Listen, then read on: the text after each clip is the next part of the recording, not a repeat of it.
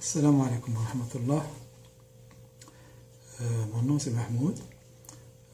J'aimerais parler aujourd'hui d'un sujet très important. C'est le désir des musulmans en général. Tout musulman rêve de voir l'islam se répandre, etc. Qu'il soit dans un pays musulman ou non musulman. Mais pour cela, il faut connaître les lois d'Allah qui sont claires dans le Coran. Allah ne donnera la suprématie qu'aux gens pieux, il le dit dans divers versets, qu'aux gens pieux et les gens qui ordonnent le bien et interdisent le mal. Et puis la piété est bien définie dans le Coran. Donc, il y a une grande contradiction entre ce que nous sommes actuellement, en général, les musulmans, à différents degrés, et puis ce que nous désirons. Donc, il ne faut pas qu'on désire quelque chose alors qu'on ne fait rien pour. Donc, la meilleure chose pour arriver à ce qu'on désire, c'est de s'accrocher au Coran et au hadith authentique du prophète alayhi salatu wassalam. Et puis de respecter la piété telle qu'elle est définie dans le Coran. Et puis, j'ai bien dit dans le Coran, et puis il faut s'attacher au hadith authentique.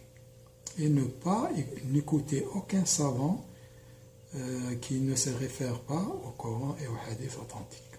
C'est ça qui a créé le plus grand malheur des musulmans. Et on voit où ça nous a mené actuellement.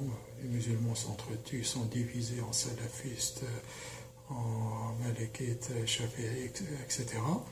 Et tout ça, ça n'a rien à voir avec l'islam. Dans l'islam, il y a juste les musulmans, depuis Noé jusqu'à Mohammed alayhi salam. Et puis ceux qui les ont suivis, Allah les appelle, toujours les musulmans. Ils ont prié Allah pour qu'ils soient eux-mêmes parmi les musulmans. Il n'y a aucune définition autre.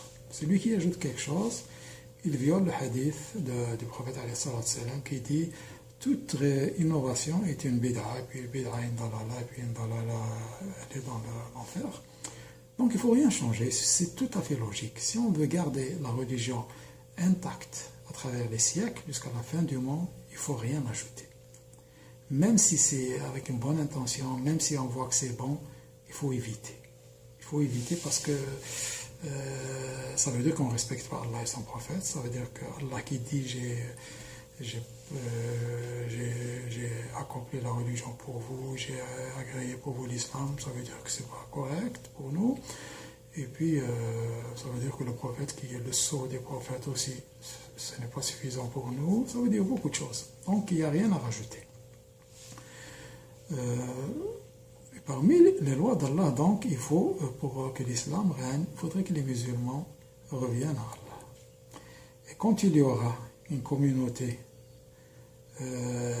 qui obéit à Allah et à son prophète, de façon majoritaire, Allah va décider, alors là, de la faire, de lui donner le pouvoir, comme il l'a donné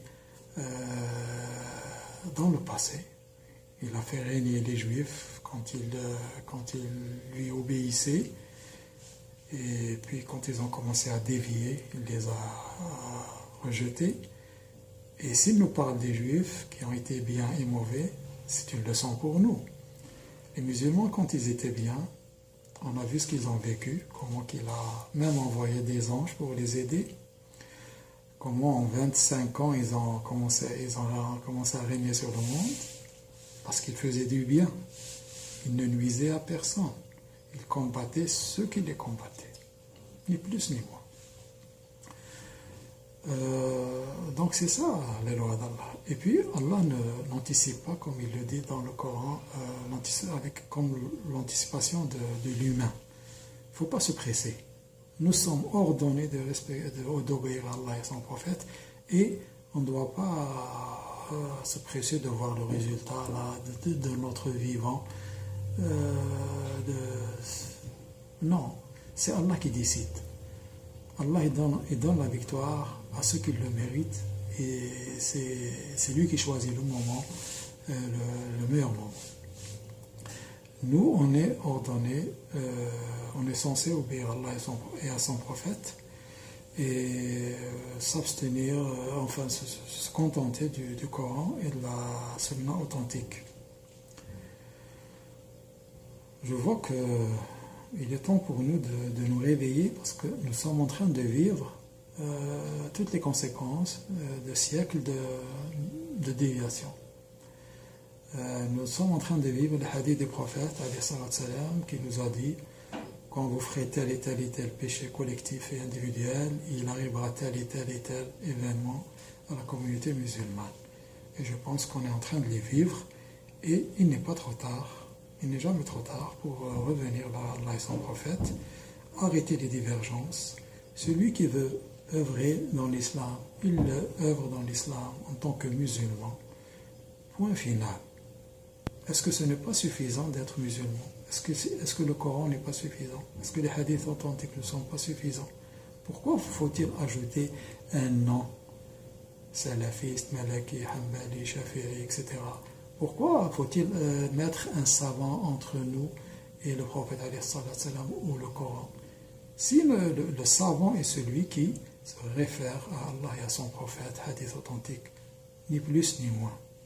S'il ajoute quelque chose, ça risque de créer des problèmes et nous sommes en train de vivre ces problèmes-là.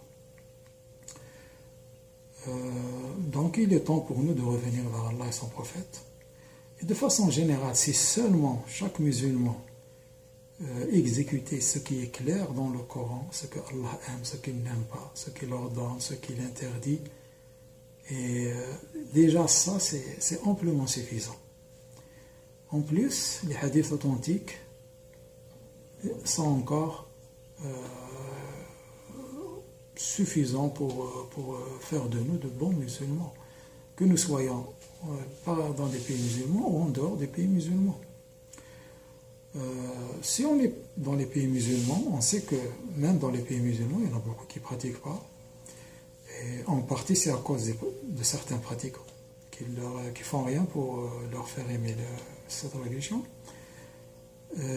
Donc, un musulman, là où il est appelé à être un modèle. D'abord, c'est bon pour lui, puis c'est bon pour sa religion, et puis il va faire du bien, attirer les gens vers cette religion qui est vraiment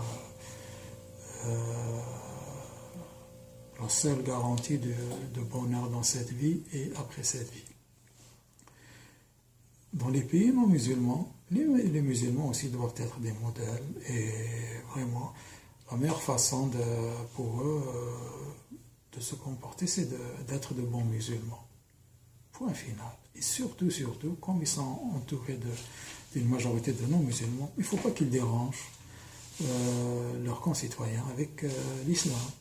Au contraire, il faut vraiment qu'ils leur fassent aimer cette religion sans pour autant désobéir à Allah et à son prophète. D'ailleurs, le prophète, je ne sais pas si le hadith est authentique, mais il a dit: je ne suis pas garant des musulmans qui vivent parmi les non-musulmans. Donc, si on a choisi de vivre parmi les non-musulmans, c'est très délicat. Le musulman ne doit pas déranger, même en faisant sa prière. Il ne doit pas faire sa prière dans un endroit où il dérange les non-musulmans. Donc, il peut très bien faire sa prière sans déranger les autres. Il peut faire son jeûne sans déranger les autres, etc. Donc, il doit s'arranger, il doit s'adapter parce que c'est lui qui est venu chez les non-musulmans. Donc, il doit les respecter. D'abord, il va vivre plus convenablement, puis il va pas faire détester l'islam.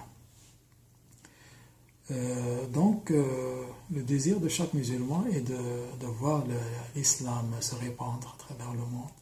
Mais ça ne se fera que si les musulmans reviennent vers Allah et son prophète, dans les pays musulmans et en dehors des pays musulmans. Et puis, la meilleure façon, c'est de montrer qu'il peut y avoir un pays qui pratique l'islam, en commençant par les pays musulmans, et qui est prospère. D'accord? Donc, si les musulmans arrivent à faire ça, et ça prendra le temps que ça prendra, il ne faut pas se presser. Ça, mais on peut commencer à semer les graines dès maintenant. Il ne faut pas négliger la moindre petite bonne action. Il faut la faire et puis il faut éviter le moindre péché et l'éviter. Et ça, on le sait que ça peut avoir des répercussions dans la société, à travers les générations. Et puis, il ne faut pas se presser du résultat. Donc, il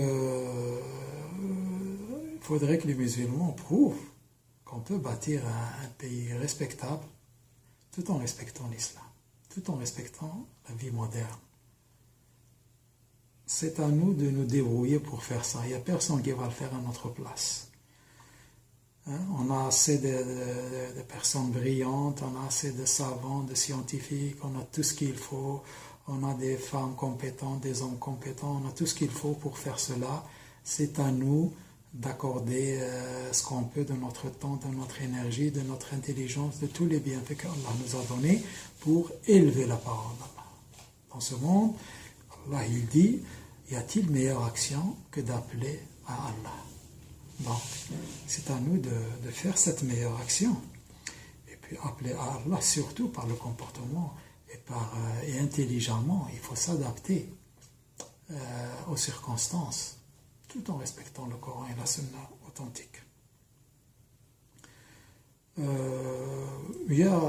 Dans l'histoire, il y a des exemples qui montrent comment l'islam s'est répandu juste par le comportement. Il paraît qu'en Égypte, les musulmans ont été minoritaires pendant 2 siècles. Et on voit ce qu'il y a en Égypte maintenant. Jusqu'à présent, il y a des Coptes. Et ils ont toujours été respectés. Et on ne peut pas forcer quelqu'un à embrasser l'islam si ce n'est par le bon comportement, en étant bon avec lui. Donc, et puis, à travers toute l'histoire, il y a beaucoup de témoignages du comportement des musulmans, par exemple comme les juifs qui étaient en Andalousie, quand les musulmans ont été chassés à cause de leur déviation de l'islam après 7 siècles, comment les juifs ils ont préféré rester avec les musulmans et revenir vers l'Afrique du Nord avec les musulmans, tellement ils étaient bien avec les musulmans.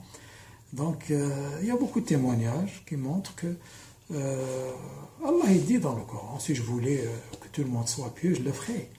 Mais c'est des épreuves pour nous. On doit toujours mettre en avant, privilégier la volonté d'Allah à ce qu'on veut nous, même si c'est le règne de l'islam. Le règne de l'islam ne se fera que selon les principes et la volonté d'Allah. Et nous devons respecter ça. C'est pas parce qu'on est musulman qu'on veut que l'islam règne, qu'on fait n'importe quoi. Même dans ça, on doit obéir à Allah. Le musulman obéit à Allah dans tout ce qu'il fait dans la vie, même quand il est en guerre, même quand il est chez lui dans son intimité. Allah, il nous dit tout dans le Coran. Comment s'habiller, comment enlever ses vêtements chez soi, il nous parle de tout. Il n'y a rien qui... Allah, il dit, j'ai donné de tous les exemples. Tout est clarifié dans le Coran. Et puis ce qui est confus, il faut l'éviter, comme a dit le prophète. Le licite est clair, le péché est clair, et entre eux, il y a la confusion. Celui qui évite la confusion, il a sauvegardé sa religion. On n'a même pas besoin de demander des opinions. Parce qu'il n'y a pas d'opinion dans l'islam. Si les savants divergent, ça veut dire que ça ne sert à rien de les écouter. Il faut revenir à Allah et à son prophète. C'est tout. Sinon, il y aura divergence, il y aura division, puis on voit ce que ça donne.